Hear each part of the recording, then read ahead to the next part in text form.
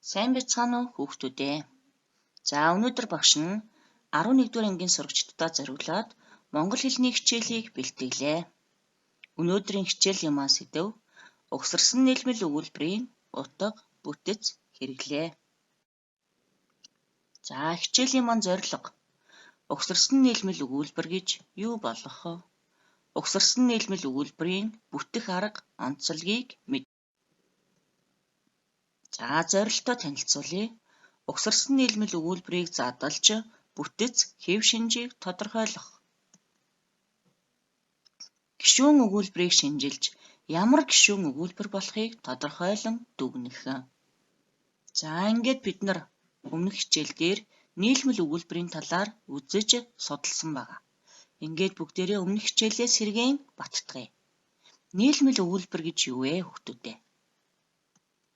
За нийлмэл өгүүлбэр гэдэг нь хоёр ба түүнээс дээш энгийн өгүүлбэр хоорондоо өгүүлбэр зүйн аль нэг холбоогоор холбогдсон нэг аялгад захирагдан утга үүргийн хувьд нэгдмэл болсныг нийлмэл өгүүлбэр гэнэ. За нийлмэл өгүүлбэрийг зэрэгцсэн нийлмэл өгүүлбэр, угсарсан нийлмэл өгүүлбэр, холимог нийлмэл өгүүлбэр гэж 3 ангилдаг. За энэ дэлгэцтэн дээр багш нь 3 өгүүлбэр өгсөн байна. За энэ өгүүлбэр маань ямар өгүүлбэр байна сайн ажиглаарай хүүхдүүдээ. За 1-р өгүүлбэр маань зэрэгцүүлэн холбох нөхцлөөр холбогджээ. 2-р өгүүлбэр маань зэрэгцүүлэн холбох үгээр, 3-р өгүүлбэр маань хэлэх аялгаар холбогдсон. За ийм зэрэгцсэн нийлмэл өгүүлбэрүүд байна. За ингээд өнөөдрийн хичээлд оръё. Угсарсан нийлмэл өгүүлбэр. За угсарсан нийлмэл өгүүлбэр гэж юу вэ гэхээр утга ба хэл зүйн хувьд нэг өгүүлбэр нь голлон захирч нөгөө нь түүнд ямар нэг гишүүний үүрэг гүйцэтгэж дагалдан захирагдаж өгүүлбэрийн хэсгүүд нь өөр хоорондоо захируулах буюу угсруулах холбоогоор холбогдсон нийлмэл өгүүлбэрийг угсарсан нийлмэл өгүүлбэр гэнэ. Хэд хэдэн үйл явдал бие биеэсээ үл хамааран зэрэг болохоос гадна бие биеэсээ хамааран дарааллаар өрнөдөг. Үйл явдал дарааллаж болоход аль нэг үйл явдал нь гол үүрэгтэй байдаг. Иймээс угсарсан нийлмэл өгүүлбэр нь гол өгүүлбэр, гишүүн өгүүлбэр гэсэн хоёр хэсгээс бүтнэ. За гишүүн өгүүлбэр гэж юу вэ? Гишүүн өгүүлбэр гэдэг нь гол өгүүлбэрийнхээ утгыг нэмэн дэлгэрүүлж түүнд захирагдаж ямар нэг гишүүний үүрэг гүйцэтгэж байгаа өгүүлбэрийг гишүүн өгүүлбэр гэнэ. Гол өгүүлбэр гэдэг нь гишүүн өгүүлбэрээрээ утга нь дэлгэрч дагуулж захирсан өгүүлбэрийг гол өгүүлбэр гэнэ. За угсарсан нийлмэл өгүүлбэрийг тодтгол гишүүн өгүүлбэртэй угсарсан нийлмэл өгүүлбэр. За тодтгол гишүүн өгүүлбэртэй угсарсан нийлмэл өгүүлбэрийн маань тэмдэглэгээ. За 1-р нь харьяаны тодтгол гишүүн өгүүлбэртэй угсарсан нийлмэл өгүүлбэр. 2-р тэмдэглэгээ нь хамтсан тодтгол гишүүн өгүүлбэртэй угсарсан нийлмэл өгүүлбэр. За 2-р нь тусгатгуун гишүүн өгүүлбэртэй угсарсан нийлмэл өгүүлбэр. Шууд тусгатгуун гишүүн өгүүлбэртэй угсарсан нийлмэл өгүүлбэр. Шууд бус тусгатгуун гишүүн өгүүлбэртэй угсарсан нийлмэл өгүүлбэр. 3-р нь байц гишүүн өгүүлбэртэй угсарсан нийлмэл өгүүлбэр. За байц гишүүн өгүүлбэрийг маань ингэж тэмдэглэдэг байх нэ. За ингэж 3 ангилнаа. За угсарсан нийлмэл өгүүлбэрийг холбох хэрэглүүр нь юу? За 1-дүгээрт нь угсруулан холбох нөхцөл үүнд үеийн нөхцөлдүүлэн холбохын, үргэлжилхийн, сар сэр, сор суур, угтахын, тал тил, тол төл, бэлтгэхийн, магц мэгц, могц мөгц, дутагдахын, эвч, болцохын, бал, валвил, волвул, дашрамтахын, ингаа ингээ, инго ингөө, далимтахын, ингуут, ингүүт, дагалтахын, ихлаар, ихлээр, ихлоор, ихлөөр. За 2-дугаарт нь үеийн тодтгон холбохын нөхцлүүд үүнд ирээдүйд цагийн хээ, мар, мэр, мор, мөр. Одоо цагийн а, э, о, о, даг, дэг, дог, дөг. Өнгөрсөн цагийн сан, син, сон, сүн. За энэ үеийн тодтгон холбохын нөхцлүүдийн араас нэрийн Т ялгалын нөхцөл орж болдог байх нэ. 3 дугаарт нь угсруулан холбох үгс. За тулд, төлөө, тухай, учир, учраас, улмаас, дагуу, талаар, хүртэл, тутам, мэт, шиг, адил, өмнө, хойно, дараа, урьд, эцэст. За мөн гээ, химээт холбох үгээр тухайлбал гэхэд, гисэнд, гээч, гисээр, химээн, химээсээр. За угсарсан нийлмэл өгүүлбэрийг задлан шинжлэхдээ юуг анхаарах вэ гэхээр нэгдүгээрт нь нийлмэл өгүүлбэр нь хэдэн энгийн өгүүлбэрээс бүтсэнийг тодорхойлоод тус бүрийн өгүүлхэн гишүүнийг зурж тэмдэглэнэ. Хоёрдугаарт нь энгийн өгүүлбэрүүд ямар аргаар холбогдсныг таньж мэдэх нь. Үүнд угсруулах холбоо юу, зэрэгцүүлэх холбоо юу, аль нь вэ гэдгийг сайн анхаарч таних хэрэгтэй. Гуравдугаарт гишүүн өгүүлбэрийн өгүүлхүүн нь гол өгүүлбэрийнхээ ямар гишүүнд захирагдаж байгааг тодорхойлох нэ.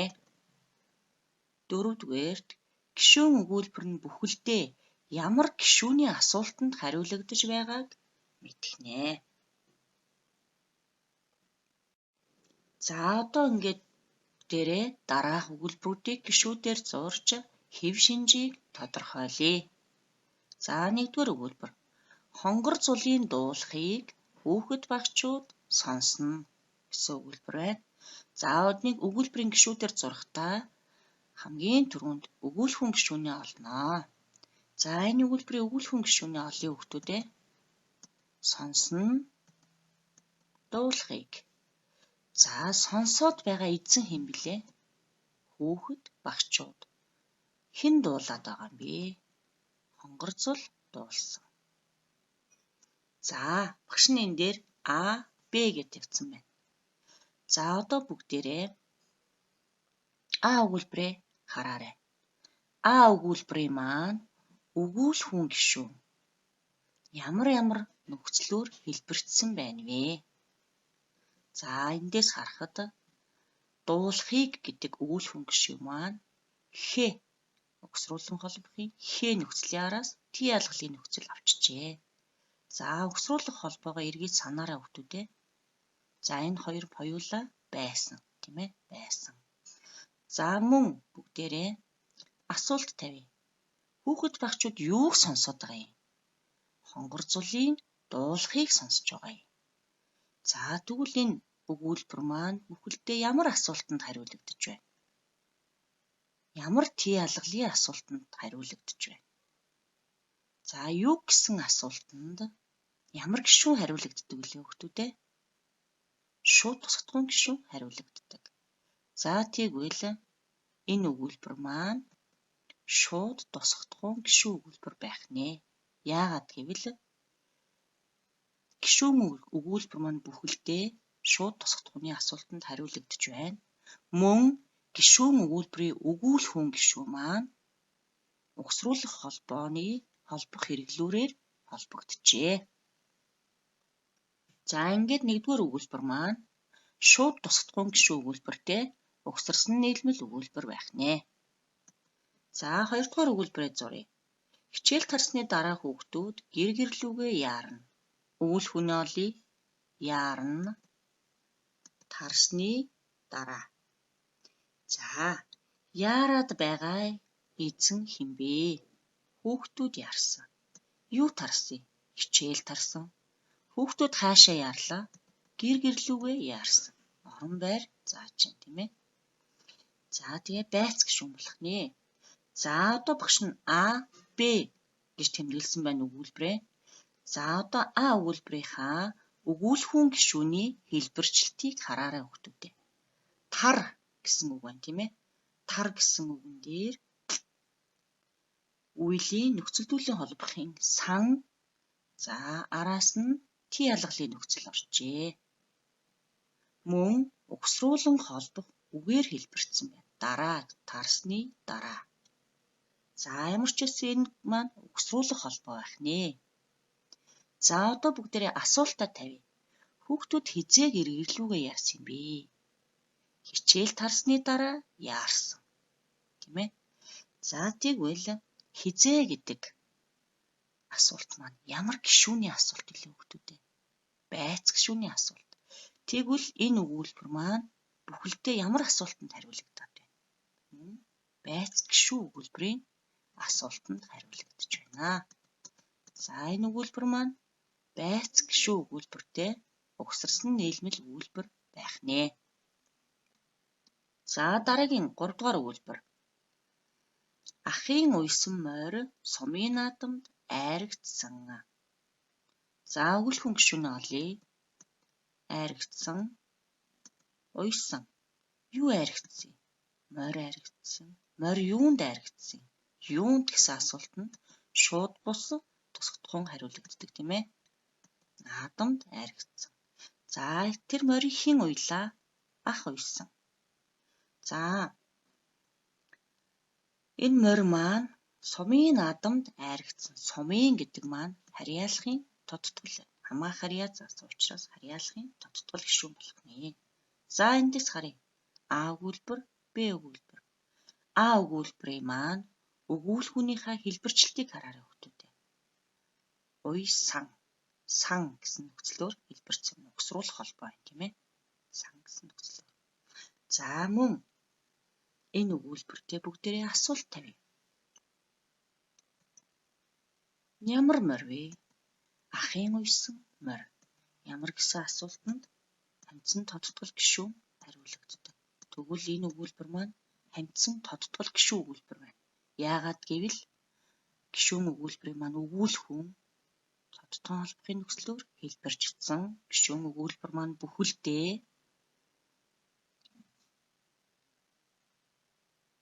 хамтсан тодтгол гишүүн өгүүлбэрийн асуултанд хариулагдаж байна. За одоо эргээд 1-р өгүүлбэрийг харъя. Хонгор цулын дуулахыг гэдэг өгүүлбэр маань гишүүн өгүүлбэр.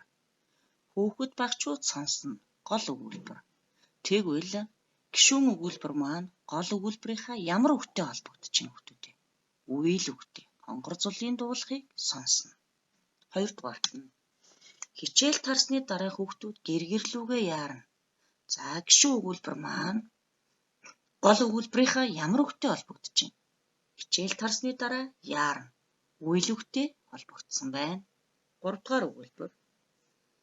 Ахын уйсан морь сумын наадамд айрагдсан. Ахын уйсан морь нэр үгтэйгээ холбогдсон байна тийм ээ. Гол өгүүлбэрийнхаа нэр үгтэй холбогдсон байна. 3-дугаар өгүүлбэр маань. За эндээс харахад шууд тусгатгун гишүүн өгүүлбэр, байц гишүүн өгүүлбэрийн өгүүлхэн гишүүн маань тийм ээ. Гол өгүүлбэрийнхаа үйл үгтэй холбогдсон байна. За харин тодтгол гишүүн өгүүлбэрийн маань өгүүлхүүн нь гол өгүүлбэрийнхаа нэр үгтэй холбогджээ. За мөн 1-р өгүүлбэр дээр хонгор цулын гэдэг үгийг багш нь өгүүлэгдэхүүн гишүүнээр зуржээ. За яагаад вэ гэхээр хонгор цул дуулсан. Тэрийг хүүхэд багчууд сонссон. Тийм үү? Тэгэхээр дуулж байгаа эзэн хонгор цул. Тэгэхээр хэн дуулсан бэ гэж асуух юм. Хонгор цул дуулсан. За мөн 3-дугаар өгүүлбэрийг хараарай. Ах морь уйсан. Тэр морь нь сумын наадамд яасан? Айрагдсан. Тэгвэл хэн морь уйсан? Ах морь уйсан. За энэ хоёр өгүүлбэрийг харахад шууд тусгатгун гишүүн өгүүлбэр буюу хамтсан тодтгол гишүүн өгүүлбэрийн өгүүлэгдэхүүн нь харьяалахын Т ялгалын нөхцлөөр хэлбэржиж болдог байх нэ. За энэ хүүхдүүдтэй багш нь гэрийн даалгавраа өгье. Гэрийн даалгаварт Өгүүлбэрийн гишүүдийнхээ талаар мэдлэгээ сэргээн санаарай. Өмнөх ангиудад бид нар өгүүлбэрийн гишүүдийн талаар үзэж судалсан байгаа. Өгүүлбэрийн гишүүдээ сайн мэдж ойлгож ухаарсны дараа гишүүн өгүүлбэрийг сайн зурж чаддаг болно. За мөн дараах өгүүлбэрүүдийг гишүүдээр зурж тодорхойлоорой. Анхаарал тавьсан хүүхдүүддээ баярлалаа.